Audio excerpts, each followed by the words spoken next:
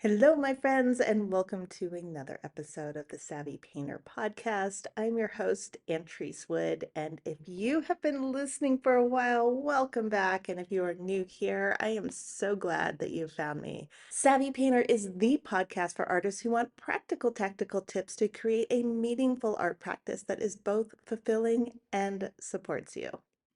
And if you are listening to this episode when it comes out, Happy New Year to you. I am so excited for this year. I know, crazy, right? Considering, but I still am.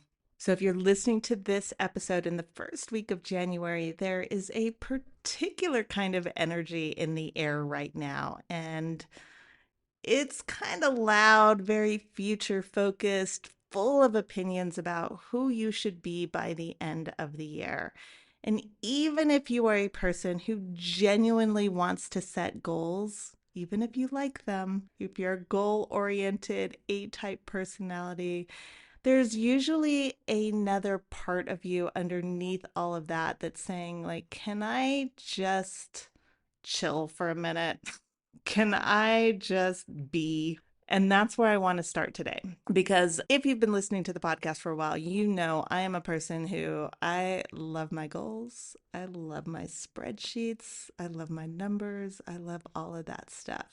But I also love being grounded and really connected with the things that are important to me. And so that's what we're going to be focusing on today. This episode isn't about avoiding goals. As a matter of fact, inside Growth Studio, we're working on goals all this month. But before we do that, before you decide what it is that you are aiming toward, I want to talk about something that tends to get skipped over, especially this time of year. And that is listening. Listening to yourself, listening to your own voice, listening to the things that are most important and matter most to you. I think January kind of has this way of making us feel like we should already know what we want and what we're going to be focused on, what we're going to be building towards, and what this year is about, what the word of the year is, or what are my resolutions, or what are my goals for this year. And if you don't have that clarity yet, it can feel like you're already behind. And we're like on day two, one. So, what I see again and again, both in my own life and with the artists that I work with, is that a lot of goals don't come from desire. They come from pressure. They come from comparison or come from where we think we should be, from this sort of like hustle productivity culture that a lot of us are kind of surrounded by. And it is highly tainted by this version of yourself that you think you're supposed to be by now. And the tricky thing is, you can be a highly motivated person and still be moving in a direction that isn't actually aligned with what you want. And that's when I think goals start to feel a little bit unwieldy, a little bit heavy, and it just gets exhausting. And it's not because you're doing them wrong, it's because they're not centered in your own voice, they're not coming from you. One of the reasons this happens is because oftentimes our inner voice is the quieter voice that we hear. It's the kind of voice that is a little bit more silent. It's not used to being heard. It's used to being shut down, and it can oftentimes be a little bit tentative and kind of unassuming. It doesn't demand a lot of attention, I find. And it doesn't come with like a full on list of this is exactly what you should do and this is how you should do it. Most of the time, it just shows up as this subtle little kind of nudge or this little tug in a specific direction. Or it can also be a hesitation. It can be a hesitation when you're thinking about the things that you quote unquote should do or think you should be. So it's this little kind of like, not that. And I think January is especially good at overriding those types of signals because everything around you right now is saying decide now, commit now, lock it in, do your resolution, pick your word, do the thing, right? There's there's a bit of pressure, I think, that happens this time of year. And I've honestly been a part of that. I worked at a digital marketing company for a couple of years, and setting goals and being really, really ambitious was a huge part of it. So I have experienced both sides of it, and I see how having strong goals, having a clear direction, having something that is measurable and concrete is incredibly helpful because it helps keep us focused, and it gives a sense of clarity that I think you don't really get another way.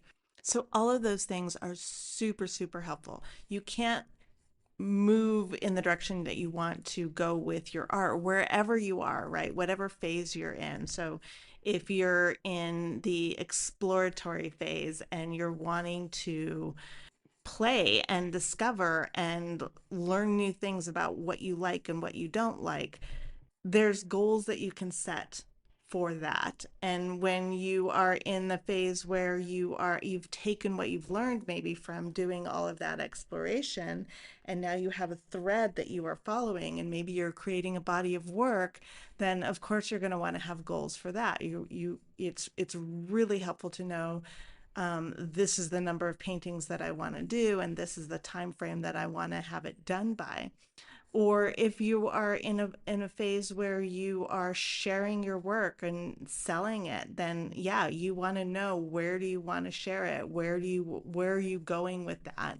And if you're in a phase where you want to sell your work, knowing your numbers and knowing what you need to sell and how you're getting there and where you are in that process is incredibly important. So I am all for setting really ambitious goals. I love doing that, and I think it's really exciting, and I think it can be really helpful when you are aligned with the way that you're setting your goals and how you're doing it. So, what do I mean by that? If you're a person that has this thought process about setting goals, and in the past, maybe you've experienced setting goals as something negative, then you might have some thoughts and feelings about that. I work with a lot of artists who just do not like to set goals. And when we really dig into it, and it's a gentle process, but when we really dig into it and figure out why, a lot of times it's because it makes them uncomfortable, because they've had this experience in the past where they set goals and they didn't make the goal, and then they felt disappointed or they felt embarrassed for even having the goal. And so there's all these sorts of emotions that got attached to setting goals. And so, what I think is really important is to be aware of that and be aligned with it and be in tune with it. So, knowing that, hey, yeah, I might be a little bit gun shy, so I might need to take it a little bit slower, right? So that's a piece of it, is understanding where you are with setting goals and allowing yourself to do it in a way that's gentle and that is doable for you and that you can really feel good about and get behind. Because if you set a goal and the way that you feel about it is it's this heavy thing that's weighing on top of you, and that there's some sort of punishment that's going to happen if you don't make the goal, then of course you're going to resist setting the goal. It's the most natural thing in the world. So, the way that I like to set goals is to start first by just really listening to what is my inner voice saying, how am I feeling about it, where am I right now? Like, where am I honestly right now, as opposed to it's January, so I have to set a goal. It's January, so I'm supposed to make this big, audacious claim of what I'm going to do for the next calendar year. Like, what is 2026 going to be about for me? I don't think that's helpful when you haven't listened to and taken into account where you are. If you have just come off a difficult year, or if you've just had an experience where you had a negative experience with setting goals, then it doesn't really make sense to set a big audacious goal. And so that's why listening to yourself and really feeling into that discomfort if it's there and recognizing it and saying like, huh, I'm feeling uncomfortable with this. Why am I feeling uncomfortable with this? What is this really about? Instead of what we usually get told to do, or we usually hear, is that if you're feeling uncomfortable, then it's a form of weakness, or you're just not ambitious, or you're not motivated, or whatever it is, right? So those are things that I think are highly unproductive. And sometimes those voices come from outside of us, but a lot of times we've inherited those voices, and those voices come from us. And so I want you to sort of be onto yourself and really recognize, what are the voices telling me, right? Which always sounds a little bit crazy. Like, what are the voices inside my head telling me? But, we all got them. So is it coming from me? And is it something that is productive? What I mean by is it something that is productive is sometimes it's this sort of quieter voice that is saying to you, "Hey, I'm not comfortable with this. This isn't really what we want to do." That's your voice. It's a more gentle voice that's saying, like, I don't know about this, as opposed to something that tends to be more aggressive. The more aggressive voices, I kind of would lump those into those are the should voices that are telling you that you should do it this way, you should feel it this way, this is the way the art world expects you to do it, or these are the rules of being an artist, or these are the rules of setting goals for your year. And those voices, I think we can just set them aside and release them and let them go. And there's ways of doing that, but for all intents and purposes for this podcast episode, we're just kind of draw that line of the voices that are clearly coming from outside, the external voices, versus the voices that are internal, that are more aligned with what is it that I want. And it takes a bit of practice to get that nuance and to be able to untangle that. But once you do, it's really clear. There's the voice that's yours that's saying, this is not the direction that I think we should go in. This isn't the direction that I want to go in. This doesn't feel aligned with how we are. That's the voice you want to listen to, and give it some space to tell you what it wants and to tell you what you need. I have a framework that I use very often inside of Growth Studio, where we can kind of check in with where this is in relation to my comfort zone. So you can kind of think of it as three concentric circles, and the most inner circle is your comfort zone. And then the second circle is kind of like your tolerance for growth. And then outside of that is where you are, I call it your zone of terror. It's where you are just kind of like, you've gone way too far in terms of what you are currently capable of managing. And so we always want to make sure that you want to push yourself outside of that comfort zone when you set your goals, but you don't want to push yourself so far out that you are reacting to things that are not within that goal. And that's what I call the zone of terror. So there's a little check-in that you can do there, a little bit of nervousness, a little bit of excitement, a little bit of like, oh my gosh, I haven't done this before. It's a little bit scary, right? That's okay. But if you feel like you're starting to shut down, or you feel like other responses are coming up where your fight, flight, freeze, or fawn responses are coming up, then you're going to want to pull back just a little bit so that you don't go into that territory. So those are two things that you can do to when you're setting your goal to make sure it's something that you are aligned with and that is is a goal that is really grounding and doable for you, right? So first is listening to that inner voice, and then second is kind of checking in with the goal itself, and it's almost like checking in with your nervous system. Well, it's exactly that, but you're checking in with your nervous system, saying like, is this something that I'm capable of in this moment?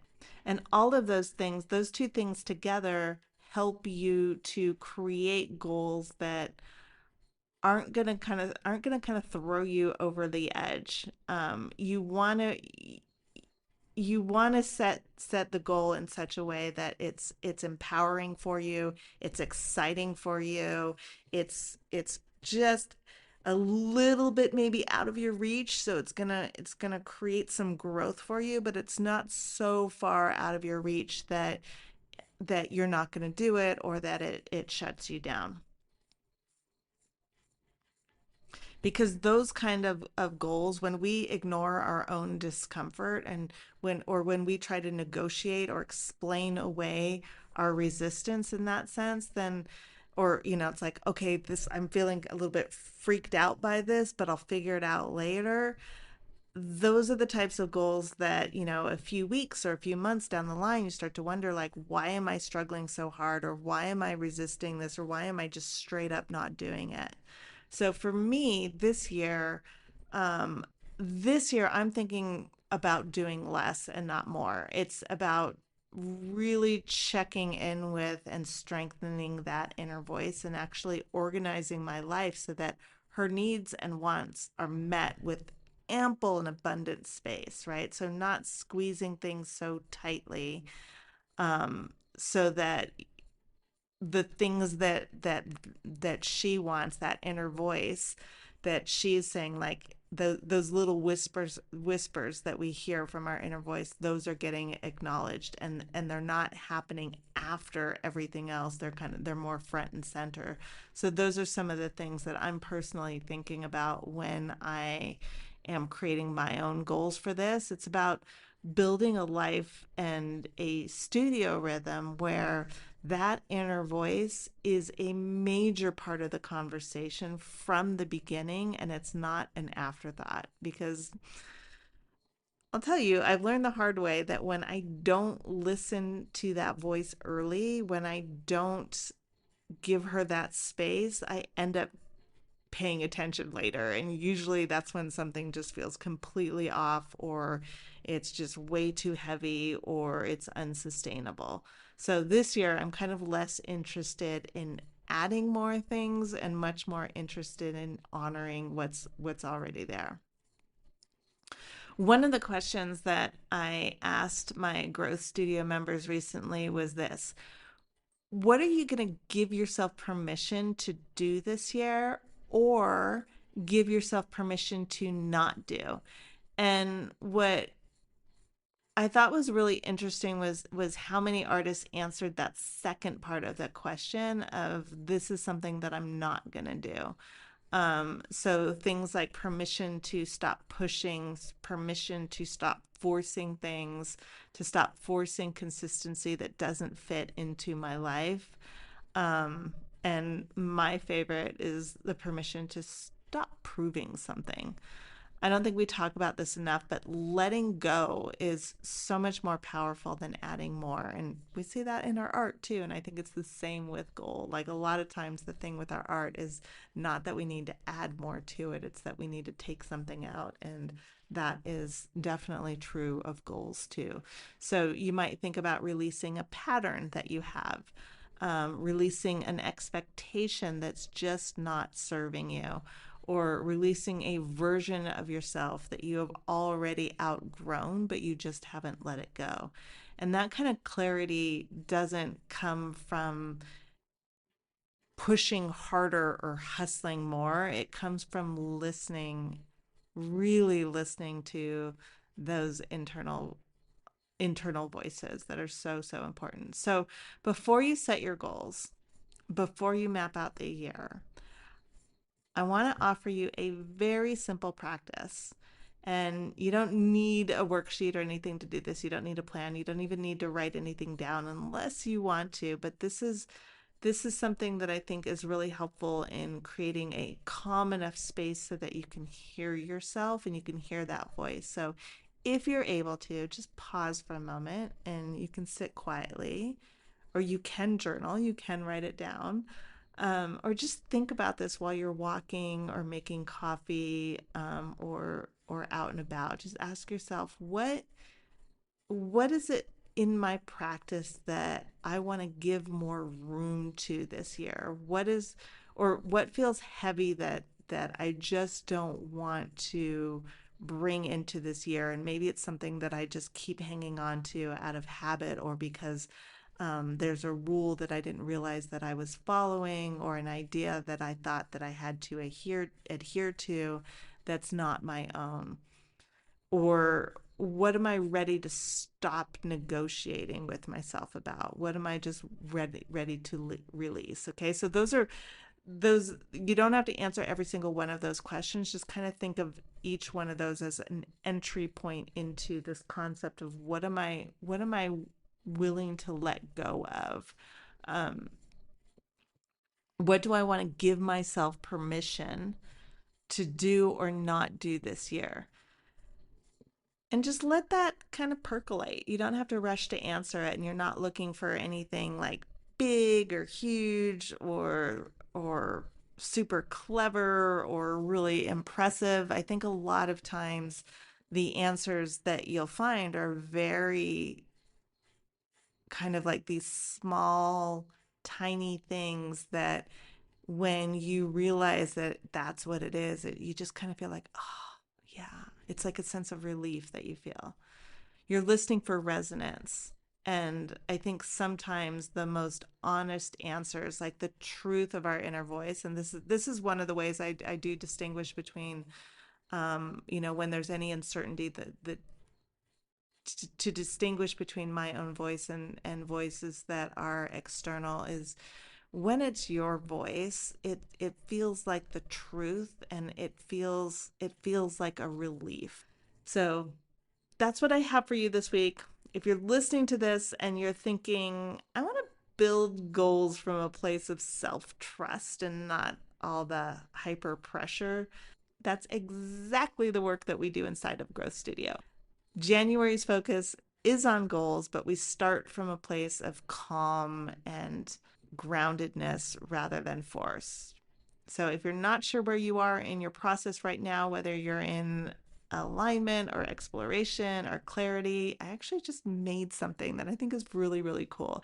You can take the Create quiz, and it's linked in the show notes. I'll give you a starting point that actually fits you for where you are. So for those of you who've been listening to the podcast for a while, you'll remember that a couple months ago, I did a whole series called the Create Spiral, which is an acronym, and it's an upward spiral that we are constantly moving through. And I know from talking to a lot of you, that's something that I did in November, was I was talking to a lot of listeners to the podcast about things that could be helpful for you. And after talking to so many of you, I realized that particular series of podcast episodes was really, really powerful for a lot of you. And so I made a quiz off of it so that you can kind of like see where you currently are at. And then I made some exercises for you, depending on which